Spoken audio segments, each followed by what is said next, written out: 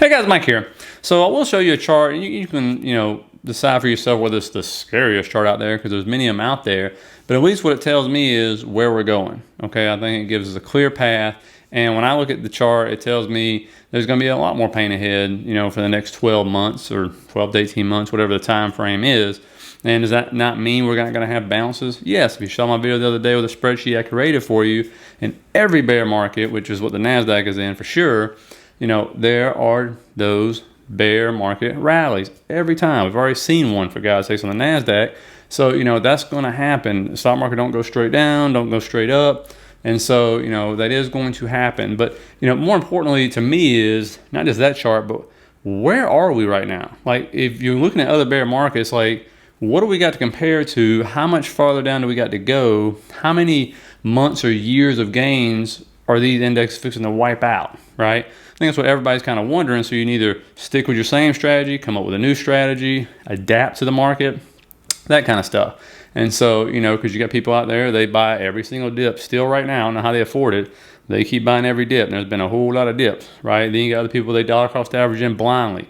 They just put it in the first every month or whatever it is. Then you got other people, they DCA in with a plan. And then you got other people that just sitting on the sidelines with their cash, kind of waiting to see this thing play out. And so that's what I want to look at today with you. I always enjoy your opinion stuff, or where you think we're actually at and what you think about the chart I'm going to show you, okay? So if you're getting out of it, hit the like, subscribe button. And, on days like today, on weeks or 7-day periods like we've had where we've just sold off, the good thing is, I saw this on Twitter and I thought I'd share it with you. And what you do is just take your phone or computer, just flip it upside down, and guess what?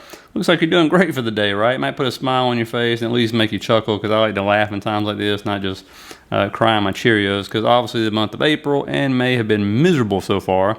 And so, taking a look at the bear market and stuff like that and trying to figure out where we're at, guys, this is right now. We've already wiped out today 20 months of gains on the Nasdaq index. Okay, all the way back there, we're below 25% now as I'm recording this, sold off in the Nasdaq. Still hadn't hit 20% on the other indexes yet, even though the S&P is getting very close.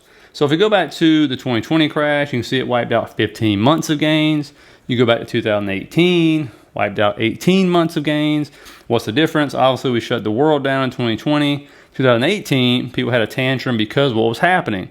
You were doing rate hikes 7 through 10 and then rolling off the balance sheet. And it was like a 24% drop in the Nasdaq, right around 20% drop in the two other indexes, if you round up from 19.7%. Then, of course, that takes us back to the 2008 crash. You can see we wiped out 6 years of gains. This was just a terrible period. And then the dot-com bubble wiped out 5.5 years. So obviously, looking at both those, about 11.5 years just wiped out. So if you were trying to retire anywhere in there, it was kind of a hot mess for you. And I've heard the stories. But obviously, these were different things, right? I mean, one was a time where companies were just being created out of thin air, putting .com on them and calling them a company, and they made $0. And then everything crashed and burned. And then, of course, '08, what was happening? Wall Street was running amok, bundling up mortgage-backed securities they shouldn't have been doing, selling houses to people they shouldn't have been, had no business owning a home because they had no money or income to actually meet the requirements. And boom, whole thing came down around them in a much shorter amount of time than the dot-com bubble. Now, of course, what's the hard part in trying to figure this out? Well, not all situations are the same. None of these bear markets were the same at all. Right, there were different things happening, okay? And I explained what happened in .com, '08 we know about, I explained 2018, I explained 2020. What was missing in every one of those scenarios, though? You know what it was? Our friend inflation. So I added it to this chart, and you can just see, I mean, the visual's like striking, right? That's where inflation is, way at the top up there. You can see it was almost non-existent. It was like regular between, 1 to 2.5% during 2018, 2020. You go to the '08 bear market and the dot-com bear market, and you can see it really didn't exist. I mean, as far as what we're facing today, not even close. It was right where, they kind of wanted it and stuff to be. And remember, they only raised interest rates from '04 to '07 because they were trying to cool off the real estate market, which is kind of something similar they're trying to do now here. And, of course, in looking at all the bear markets, this one is special because it has inflation like I've never seen in my lifetime. It also has, obviously, supply chain problems that we've never seen before and don't seem to be really get any better. They kind of do, and then they kind of don't. And so you're still hearing on the calls of how supply chains are a mess right now, especially with China's zero COVID policy. So what are they doing? They keep extending these lockdowns over there. And so that's creating a whole nother issue.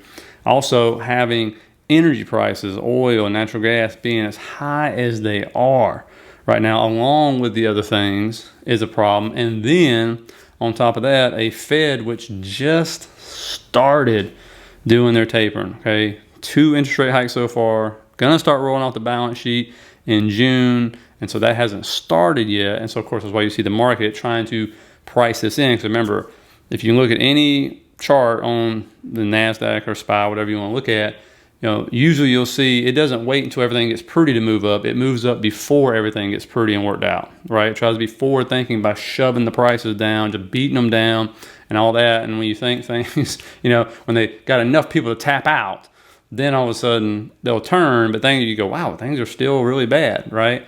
And so, boom, that's what you're going to see happen eventually. When will that happen? Who knows?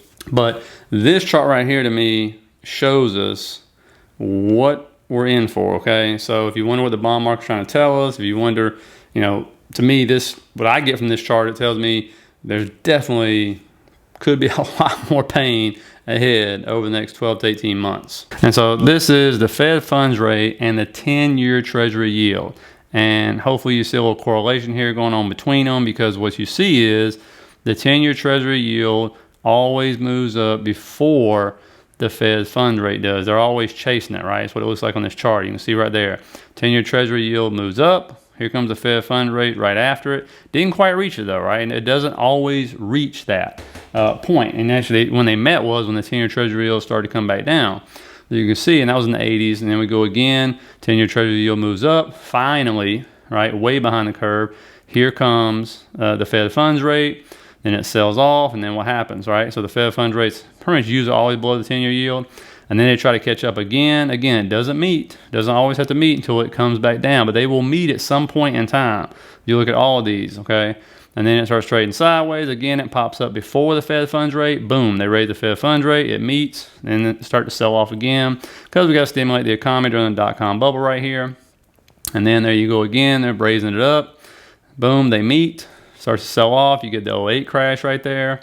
And then, of course, it's sold off because we've been at zero Fed funds rate. It seems like forever until you got to 2015. They started raising it up, trying to meet that 10-year Treasury yield. 10-year Treasury yield comes down. They meet. What happens? You end up getting your sell-off there in 18. And then we end up going down to zero. Boom. 10-year Treasury yield pops. See how high it is? I mean, look at that gap right there. That is a huge gap, okay? And this is 2 rate hikes, all right, already figured into this. Supposed to have many more, but you can see where it's at. So looking at the picture, what's going to happen here. The 10-year Treasury yield is going to end up, at some point in time, selling off and topping out, because this has the same declining trend line, which I actually removed from here, that the Fed funds rate has.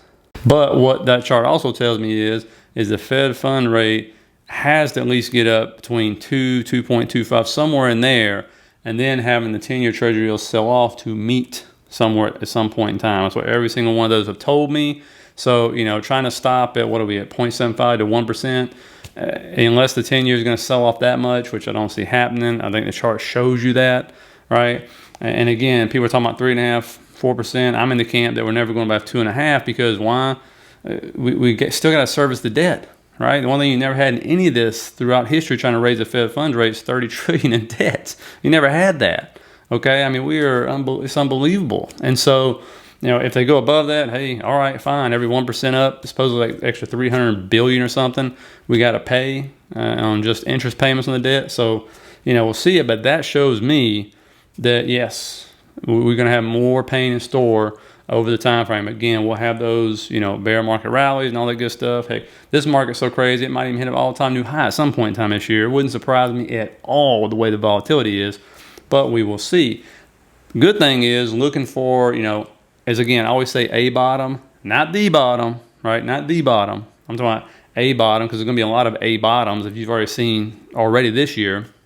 And so looking at these charts, it kind of shows us there's a good chance we're getting close to a bottom to do a pop-up before selling off more. And so this is the Nasdaq, and I believe this is the 40-week EMA I put on here for you guys. And you can see if we go back since '08, every single move down on the Nasdaq has bounced off this EMA right here. You see in 2011 it happened in 2012, 2012, excuse me. Happened right there in 2016 when we sold off. Happened in 2018 when we sold off. Happened in 2020 when we sold off, right? And then look where we're at now on the Nasdaq Composite. We're actually sitting right on top of that. Now, fast forward to the Nasdaq 100, which reason why I think we have more downside. You can see right here, this is the Nasdaq 100, and you can see bounce, bounce, bounce, bounce, bounce, and a gap right there. Still got about, I think it's 4 to 5% to go, or actually around 4%, excuse me, before it actually touches it. And so that's why you still see more downside. And then of course, just looking at, you know, the VIX, which you got to pay attention to. I mean, look how high the VIX is right now. And then you just look across. It doesn't get this high very often, guys. It just doesn't. And when it gets up to these kind of levels between 30 and 40, you know, you usually see massive drops down, okay? And so that's another thing to keep an eye on right now. And so, you know, those are the things I'm looking at to see if we can, you know, hit some kind of bottom. I'm not saying the bottom, I'm saying like a bottom to get one of those relief rallies. I think a lot of people have been looking at that because the sentiment is so bearish right now. And so you see every risk asset selling off. Matter of fact, not only just risk assets, everything's selling off. Like, no matter what it is, banks, everything else, selling off, okay? And so, you know, it's one of those things, keep an eye on this stuff, but understand that if you really think about it, Wednesday's going to do CPI data, right? That's the big one. Everybody's waiting to see, you know, we finally maybe topped out and, you know, we'll start to kind of go sideways on CPI data or come down a little bit instead of keep increasing. And so, but after that though, you know, hit me up in the comments, let me know like what macro data or news for the next month or two is really can move this market up or down, right? Because all the major earnings are done, right? They've reported. Everything else is report right now is really retail investor type stocks, right? Which don't hold enough weight in these indexes to really shift them that much because they're so far down already. And so I'm just curious, what's the catalyst to move it up? What's the catalyst to move it down after Wednesday? Okay, that's what I'm kind of curious to see, or what can they hang their hat on? Obviously, some crazy stuff can come out of Russia at any time. People were expecting a lot of news out there today because it's Victory Day, and it didn't happen, right? They thought Putin was going to declare official war or talk about nuclear or whatever. He didn't do that, and so that's kind of gone. Probably news out of China that could do it, maybe. We'll see. But I can't really look at a calendar and say, oh yeah, this is what's going to happen, right? Like we could over the last 4 weeks, right? And so I don't know. I'm just curious about that. But let me know what you think about, you know, the chart I talked about, these EMAs, where you think the market's going, stuff like that, or any news you see in driving it up or down, okay? And so, you know, buckle up, keep your heads on straight. Don't let, you know, these institutions, you know, drive you into depression or sadness or anything else. Just find a way to have an outlet. Don't look at this stuff. That helps you go for a walk, whatever it is, you know. So anyway, just want to put that out there to you, and I'll see you guys tomorrow.